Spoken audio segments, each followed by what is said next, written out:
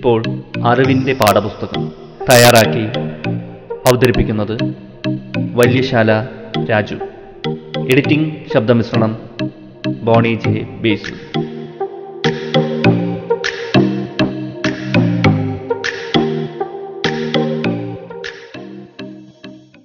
കേരളത്തിലെ മഴക്കാലം.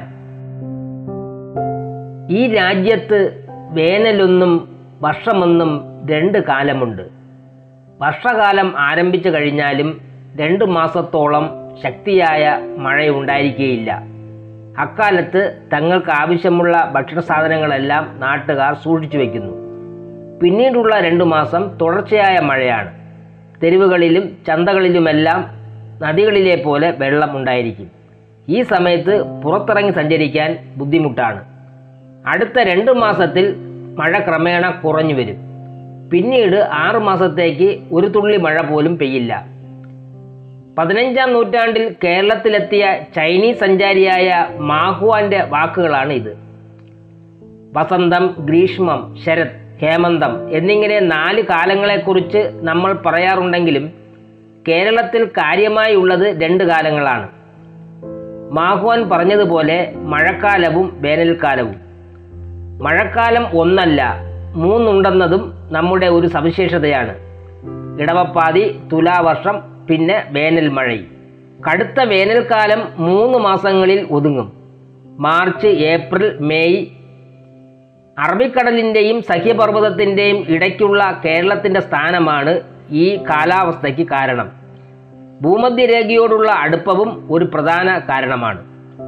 തകർപ്പൻ മഴക്കാലമാണ് നമുക്കുള്ളത്. ചിറാപുഞ്ചി ഉൾപ്പെടുന്ന ഇന്ത്യയുടെ വടക്കുകിഴക്കൻ സംസ്ഥാനങ്ങൾക്ക് തുല്യമായ മഴക്കാലം. നമ്മൾ ഇടവപ്പാതിയെന്നും കാലവർഷമെന്നും വിളിക്കുന്ന മഴ ഇന്ത്യൻ ഉപഭൂഖണ്ഡത്തിൽ കാലുകുത്തുന്നത് കേരളത്തിലാണ്. ഏകദേശം ജൂൺ 1 അഥവാ ഇടവമാസം പകുതിയാകുമ്പോൾ ആണ് ഈ കാലവർഷം എത്തുന്നത്. ഇടവപ്പാതി എന്ന പേരിന് കാരണവും ഇതുതന്നെയാണ്. അപ്പോൾ മുതൽ സെപ്റ്റംബർ 30 വരെയാണ് ഇടവപ്പാതി. നമ്മുടെ മഴയിൽ 3-ൽ 2 പെയ്തു തീരുന്നത് ഈ കാലത്താണ്. ഒക്ടോബർ ആദ്യം അടുത്ത മഴക്കാലം ആരംഭിക്കും. തുലാവർഷം എന്നാണ് ഇതിൻ്റെ പേര്. ഡിസംബറോടെയാണ് ഈ 2ാം മഴക്കാലം അവസാനിക്കുന്നത്.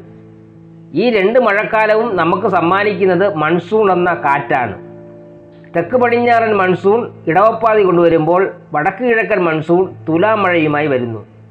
നമ്മുടെ മഴക്കാലം ശക്തമാണെന്ന് നേരത്തെ പറഞ്ഞല്ലോ. ദേശീയ ശരാശരിയുടെ 3 ഇരട്ടി മഴ നമുക്ക് ഒരു വർഷം കിട്ടുന്നുണ്ട്.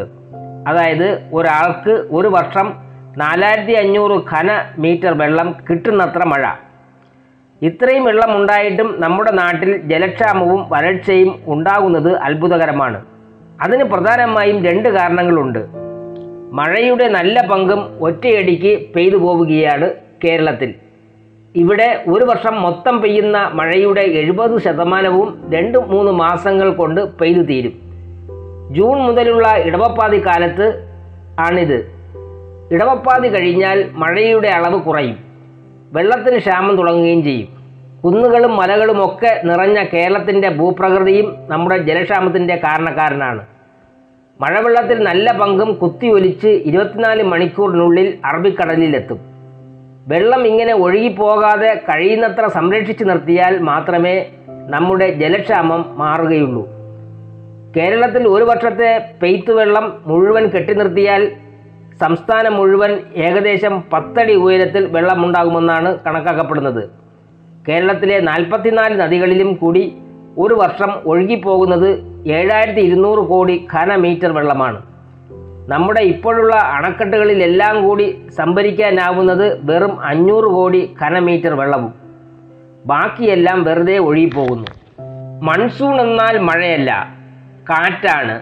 മഴ കൊണ്ടുവരുന്ന കാറ്റ്. ലോകത്ത് പല ഭാഗത്തും മൺസൂണുണ്ട്. എന്നാൽ ഇന്ത്യ ഉപഭൂഖണ്ഡത്തിലെ മൺസൂണാണ് ഏറ്റവും ശക്തമായതും കൃത്യതയുള്ളതും.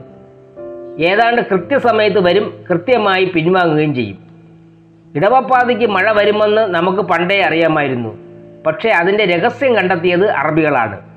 ഒരു നിശ്ചിത കാലത്ത് ഇന്ത്യൻ മഹാസമുദ്രത്തിൽ നിന്ന് ശക്തിയായി കാറ്റ് വീശുമെന്ന് അവർ കണ്ടെത്തി. കാലികമായി ഉണ്ടാകുന്ന കാറ്റ് എന്ന അർത്ഥത്തിൽ അവരതിനെ മൗസം എന്ന് പേരിടുകയും ചെയ്തു. പിന്നീട് അത് ഇംഗ്ലീഷിലെത്തിയപ്പോൾ മൺസൂണായി മാറി. തുടർച്ചയായി ഉണ്ടാകുന്ന വായുപ്രവാഹമല്ല മൺസൂൺ. ഇടവിട്ട് ശക്തി പ്രാപിക്കുകയും ദുർബലമാവുകയും ചെയ്യുകയാണ് മൺസൂണിൻ്റെ രീതി. ചൂടാണ് മൺസൂണിന് ജന്മം നൽകുന്നതെന്ന് പറയാം.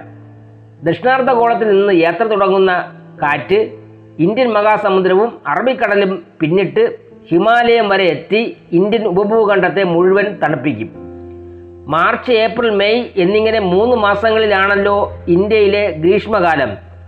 ഭൂമി സൂര്യനോട് അടുക്കുന്ന ഈ കാലത്ത് ചൂട് കൂടും. കഠിനമായ ചൂടിൽ രാജസ്ഥാൻ, പഞ്ചാബ്, ഉത്തർപ്രദേശ്, മധ്യപ്രദേശ് തുടങ്ങിയ ഉത്തരേന്ത്യൻ സംസ്ഥാനങ്ങളിൽ ചൂട് 50 ഡിഗ്രി സെൽഷ്യസ് വരെ ഉയരും. അപ്പോൾ ചൂട് പിടിച്ച് വായു മുകളിലേക്ക് ഉയരുകയും അവിടെ ന്യൂനമർദ്ദ മേഖലകൾ ഉണ്ടാവുകയും ചെയ്യുന്നു. ഇതേ സമയം കേരളത്തിന് തെക്ക് പടിഞ്ഞാറ് ദിശയിൽ ദക്ഷിണാർദ്ധഗോളത്തിലെ സമുദ്ര ഉപരിതലം തണുത്ത വായു നിറഞ്ഞു നിൽക്കുന്ന അതിമർദ്ദ മേഖലയായിരിക്കും. ഈ തണുത്ത വായു ഉത്തരേന്ത്യയിലെ ന്യൂനമർദ്ദ മേഖലയിലേക്ക് ഒഴുകി തുടങ്ങും. ഈ ശക്തമായ വായുപ്രവാഹത്തിൽ വമ്പൻ മേഘങ്ങളുടെ നീണ്ട നിര കേരളത്തിൻ്റെ തെക്ക് പടിഞ്ഞാറ് തീരത്ത് എത്തുന്നു. ഇതാണ് കാലവർഷത്തിൻ്റെ തുടക്കം. വളരെ ദൂരം കടലിലൂടെ വരുന്നതിനാൽ മൺസൂൺ കാറ്റിൽ ജലാംശം കൂടിയിരിക്കും. കോടിക്കണക്കിന് ടൺ കടൽ വെള്ളം ബാഷ്പരൂപത്തിൽ ഒപ്പിയെടുത്താണ് മൺസൂൺ വരുന്നത്. കേരളത്തിൽ കനത്ത കാലവർഷം ലഭിക്കുന്നതിൽ നമ്മുടെ സഖ്യപർവ്വത നിരയ്ക്ക് വലിയ പങ്കുണ്ട്. തെക്ക് പടിഞ്ഞാറ് ദിശയിൽ നിന്ന് വരുന്ന വായുപ്രവാഹത്തെ ഈ പൊക്കക്കാരൻ തടഞ്ഞ് തിരികെ തെക്കോട്ട് തന്നെ വിടുന്നു. തെക്ക് നിന്ന് അപ്പോഴും വന്നുകൊണ്ടിരിക്കുന്ന വായുവുമായി ഈ മടങ്ങി വരുന്ന വായു കൂട്ടിമുട്ടുമ്പോൾ മഴ പെയ്തു തുടങ്ങും. തെക്ക് പടിഞ്ഞാറൻ ദിശയിൽ നിന്നുള്ള കാറ്റ് ശക്തമാകുന്നതോടെ മഴമേഘങ്ങളുടെ ശക്തി വർദ്ധിക്കുന്നു. അവ ഘനീഭവിച്ച് മഴയായി പതിക്കുകയും ചെയ്യുന്നു. സഖ്യപർവ്വതത്തിൻ്റെ ഉയരമനുസരിച്ചാണ് കേരളത്തിലെ മഴയുടെ തോത്. കേരളത്തിൻ്റെ വടക്ക് ഭാഗത്ത് സഖ്യന് ഉയരം കൂടുതലാണ്. തെക്കോട്ട് പോകുന്തോറും ഉയരം കുറഞ്ഞു വരും. മഴയുടെ കാര്യവും ഇങ്ങനെ തന്നെയാണ്. വടക്കൻ ജില്ലകളിൽ കൂടുതൽ മഴ പെയ്യുമ്പോൾ തെക്കൻ ജില്ലകളിൽ കുറവാണ്. പാലക്കാടും മഴ കുറവായിരിക്കും. ഉയരം കുറഞ്ഞ പാലക്കാടൻ ചുരത്തിലൂടെ വായുപ്രവാഹം തമിഴ്നാട്ടിലേക്ക് കിടക്കുന്നതാണ് ഇതിന് കാരണം. കാലവർഷം കേരളത്തിലാണ് ആരംഭിക്കുന്നതെന്ന് മനസ്സിലായല്ലോ. ജൂൺ 1 ഇത് കേരളത്തിലെത്തുമെന്നാണ് ഏകദേശ കണക്ക്. എന്നാൽ ഈ വർഷം ഇത് ജൂൺ 6 കേരളത്തിലെത്തിയത്. ഇന്ത്യയുടെ തെക്ക് കിഴക്ക് ഭാഗത്തുള്ള ആൻഡമാൻ ദ്വീപിലൂടെ മൺസൂൺ കാറ്റ് കടന്നു പോകുന്നത് ഏകദേശം മെയ് 20 കടലിലൂടെ യാത്ര തുടരുന്ന ഈ കാറ്റ് മെയ് 25 ശ്രീലങ്കയിലും തുടർന്ന് ജൂൺ 1 തിരുവനന്തപുരത്തും എത്തുമെന്നാണ് പൊതുവേ ഉള്ള കണക്കുകൂട്ടൽ. ജൂൺ 1 കാലവർഷം തിരുവനന്തപുരത്ത് തുടങ്ങിയാൽ സാധാരണഗതിയിൽ 5-ാം തീയതി ആകുമ്പോഴേക്കും ഗോവയിൽ മഴ എത്തും. മെയ് 10 മുംബൈ, 15 സൂറത്ത്, ജൂലൈ 1 കച്ച്, സൗരാഷ്ട്ര, 15 രാജസ്ഥാൻ, പഞ്ചാബ്, ഹരിയാന എന്നിങ്ങനെയായിരിക്കും പിന്നീട് മൺസൂണിൻ്റെ വടക്കോട്ടുള്ള യാത്ര. മൺസൂണിന് 2 കൈകൾ ഉണ്ടെന്ന് പറയാം. അതായത് ദക്ഷിണാർദ്ധഗോളത്തിൽ നിന്ന് യാത്ര തുടങ്ങുന്ന മൺസൂൺ പാതി വഴി എത്തുമ്പോൾ 2ആയി പിരിയും. ശ്രീലങ്കൻ തീരം വിടുമ്പോഴേ ഈ വഴിപിരിയലിന് തുടക്കമിട്ടിട്ടുണ്ടാവും. പടിഞ്ഞാറ് അറബിക്കടലിലൂടെ ഒരു കൈ നീളുമ്പോൾ രണ്ടാമത്തെ കൈ കിഴക്ക് ബംഗാൾ ഉൾക്കടലിലൂടെ വടക്കോട്ട് നീളും. തിരുവനന്തപുരം, മംഗലാപുരം, ഗോവ, മുംബൈ, ഗുജറാത്ത് തുടങ്ങിയ പടിഞ്ഞാറൻ തീരമേഖലയിൽ മഴ കിട്ടുന്നത് അറബിക്കടൽ വഴി പോകുന്ന മേഘങ്ങളിൽ നിന്നാണ്. തമിഴ്നാട് തീരം കടന്ന് ബംഗാൾ ഉൾക്കടൽ വഴി പോകുന്ന മേഘങ്ങൾ വിശാഖപട്ടണം, ഒറീസ, കൊൽക്കത്ത വഴി ആസാമിൽ വരെ എത്തി മഴ സമ്മാനിക്കുന്നു. ഈ 2 മൺസൂൺ ശാഖകളും ഒന്നുചേർന്ന് മഴ പെയ്യിക്കുന്ന ഒരു സ്ഥലമുണ്ട്. ചിറാപുഞ്ചിയല്ല, നമ്മുടെ രാജ്യതലസ്ഥാനമായ ഡൽഹി. അറബിക്കടലിലൂടെ വന്ന് നമ്മുടെ കേരളത്തിൽ മഴ തരുന്ന മൺസൂൺ കാറ്റിന് വാസ്തവത്തിൽ വലിയ ഭീകരതയൊന്നുമില്ല. ഇടിയും മിന്നലും ബഹളങ്ങളും ഒന്നുമില്ലാത്ത ഒരു പാവത്താൻ. എന്നാൽ ബംഗാൾ ഉൾക്കടലിലൂടെ നീങ്ങുന്ന മൺസൂൺ കാറ്റ് അത്ര ശാന്ത സ്വഭാവക്കാരനൊന്നുമല്ല. 300 കിലോമീറ്റർ വ്യാസത്തിൽ 150 മുതൽ 200 കിലോമീറ്റർ വരെ വേഗത്തിലാണ് അവൻ്റെ പോക്ക്. ആന്ധ്രയിലും ഒറീസയിലും കൊടുങ്കാറ്റും പേമാരിയും പ്രളയവും ഉണ്ടാക്കാൻ പോന്ന ഭീകരനാണിവൻ. ഈ കരുത്തുമായാണ് ബംഗാൾ ഉൾക്കടലിലൂടെ നീങ്ങുന്ന മൺസൂൺ ഹിമാലയം വരെ എത്തുന്നത്. അറബിക്കടൽ കൈയും ഇതിനോടൊപ്പം ചേരും. പൊക്കക്കാരനായ ഹിമവാൻ തടയുന്നതോടെ മൺസൂണിൻ്റെ മുന്നോട്ടുള്ള യാത്ര അവസാനിക്കും. പിന്നെ മടക്കയാത്രയാണ്. അങ്ങനെ സെപ്റ്റംബർ 1 മൺസൂണിൻ്റെ തെക്കോട്ടുള്ള യാത്ര ആരംഭിക്കുന്നു. സെപ്റ്റംബർ 15 മുംബൈ വിടുന്ന മഴ ഒക്ടോബർ ആദ്യം ഗോവൻ തീരവും ഒക്ടോബർ പകുതിയോടെ മംഗലാപുരവും കടന്ന് കേരളത്തിലെത്തും. ഡിസംബറോടെ തിരുവനന്തപുരം വഴി സമുദ്രത്തിലേക്ക് പോയി ഒളിക്കുകയും ചെയ്യും. മൺസൂണിൻ്റെ ഈ മടങ്ങിവരവിലാണ് കേരളത്തിൽ വടക്ക് കിഴക്കൻ മൺസൂൺ എന്ന തുലാവർഷം ഉണ്ടാകുന്നത്. ഒക്ടോബർ നവംബർ മാസങ്ങളിലായിരിക്കും ഇതുണ്ടാവുക. അങ്ങോട്ട് പോയതുപോലെ പാവർത്താനായിട്ടായിരിക്കില്ല ഇക്കുറി മഴയുടെ മടക്കം. ഇടിയും മിന്നലുമൊക്കെ കൂട്ടിനുണ്ടാവും. തമിഴ്നാടിന് നല്ല മഴ ലഭിക്കുന്നത് മൺസൂണിൻ്റെ തിരിച്ചുവരവിലാണ്.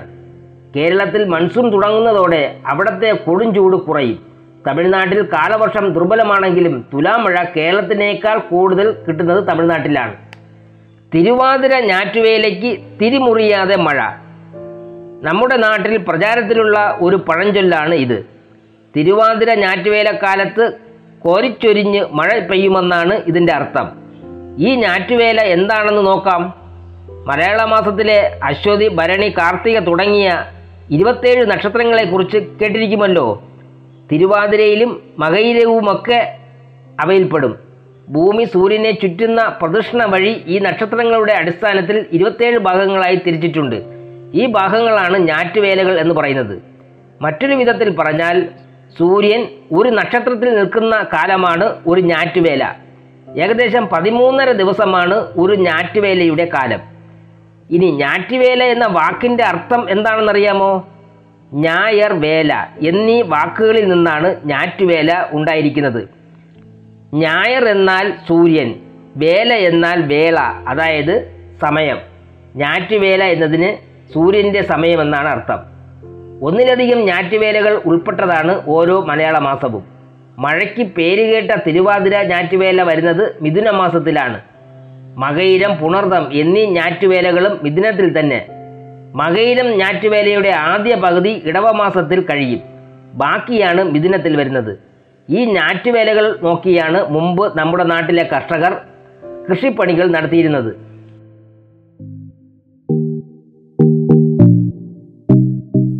ഇതുവരെ കേട്ടത് അറിവിന്റെ പാഠപുസ്തകം. തയ്യാറാക്കി അവതരിപ്പിച്ചത് വല്യശാല രാജു. എഡിറ്റിംഗ് ശബ്ദമിശ്രണം ബോണി ജെ ബേസ്.